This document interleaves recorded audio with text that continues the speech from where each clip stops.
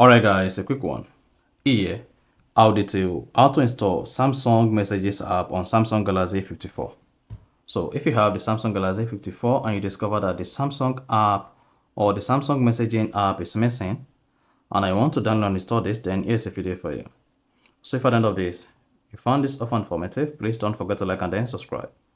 Now the first you want to do to install the Samsung Messages app on your Samsung A54 is click on the search button and search for store. So just go ahead, search for store and open the Samsung store. Once open the Samsung store on your Samsung Galaxy A54, you'll be prompted to sign in. If you have not done that, sign in to your Samsung account on your device. Click on the search button at top right, then search for Samsung Messages. Click on it. Then you should see the Samsung Messages. If the Samsung Messages is yet to be installed on your Samsung Galaxy A54, just go ahead and click on the install button. Once you hit the install button, this is going to download and install the Samsung Messages app on your Samsung A54. And if you go back, once you're done to open it, this is what you're going to see.